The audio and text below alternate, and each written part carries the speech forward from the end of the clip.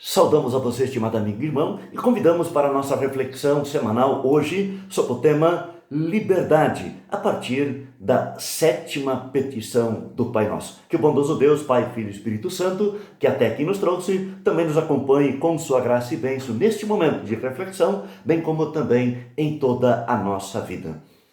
Liberdade. Na 7ª petição aprendemos, mas livra-nos do mal. E Lutero, no Catecismo Menor, ele então pergunta, o que significa isto? E ele mesmo responde, suplicamos em resumo, nesta petição, que o Pai Celeste nos livre de todos os males que afetam o corpo, a alma, os bens e a honra. E finalmente, quando vier a nossa hora derradeira, nos conceda um fim bem-aventurado e nos leve, por graça, deste vale de lágrimas para junto de si nos céus. Para nós pensarmos, primeiro, será que todos os males que existem no mundo são provocados pelo diabo? Há males que nós mesmos provocamos? Segundo, será que há males que vêm da parte de Deus ou que Deus possa permitir que nos aconteçam? Mais algumas questões para a nossa reflexão. Primeiro, o mal entrou no mundo por por ação do diabo, quando ele levou Adão e Eva ao pecado. O diabo sempre está por detrás do pecado. O pecado mudou o ser humano, mudou o mundo criado por Deus. Segundo, quando oramos, livra-nos do mal, estamos pedindo que Deus nos livre de todos os males que podem atingir o nosso corpo, a alma, a honra e os bens materiais e, claro, os bens espirituais. Terceiro, o mal está sempre ao nosso redor e o mundo está cheio dele.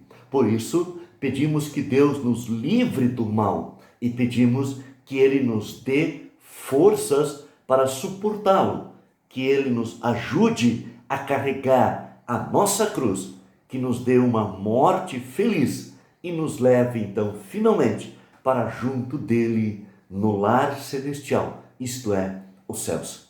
Estimados, não sabemos analisar adequadamente as nossas tolices, fragilidades, inseguranças e fobias, bem como as nossas ansiedades.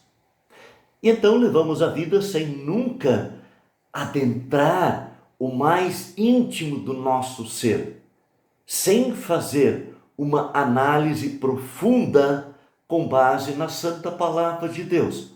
E por não fazermos esta autoanálise profunda, com sinceridade e seriedade, muitas vezes vivemos de maneira superficial.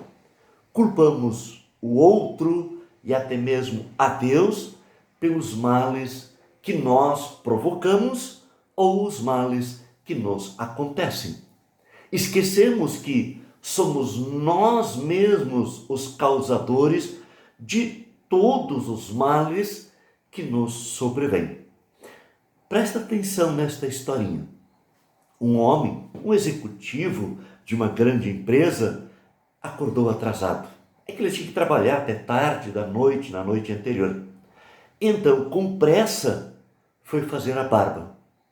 E num descuido, por causa da pressa, acabou cortando o rosto com a gilete. Nervoso, o sangue jorrou mais ainda.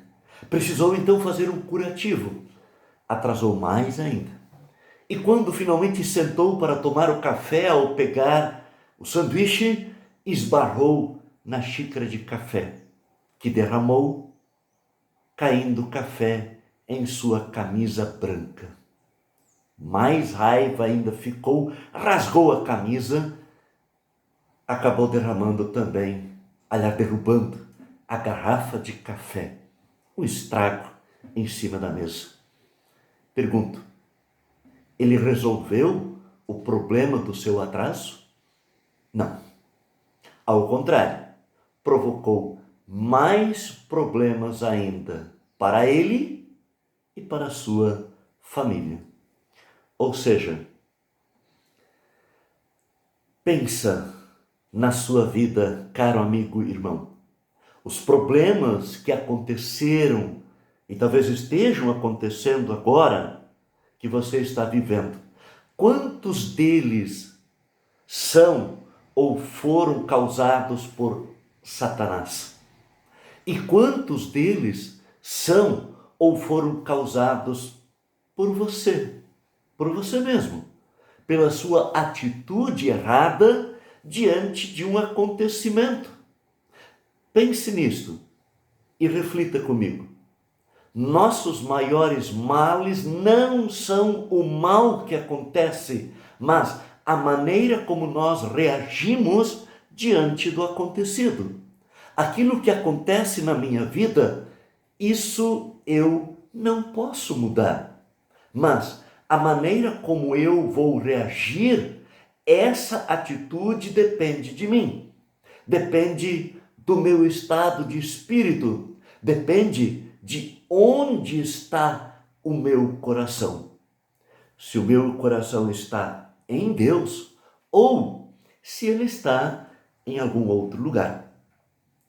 Deixo aqui 2 textos bíblicos para a sua reflexão, caro amigo e irmão. O primeiro deles, o Salmo 91, versículo 10. Nenhum mal te sucederá, praga nenhuma chegará à tua tenda. Aqueles que se refugiam em Deus não estão isentos do perigo que cerca toda a humanidade. O que acontece é que Deus envia os seus anjos para proteger os seus filhos em meio a todos os males que nos cercam. Deus não permitirá que estas ameaças nos superem ou nos separem dele, de tal modo que alguém acabe como ímpio, abandonando a Deus, ou seja, na condenação eterna. Deus quer estar com você e comigo sempre. Não se esqueça desta verdade. O segundo texto bíblico, Atos dos Apóstolos, capítulo 14, versículo 22. Fortalecendo a alma dos discípulos, exortando-os a permanecer firmes na fé e mostrando que, através de muitas tribulações, nos importa entrar no reino de Deus.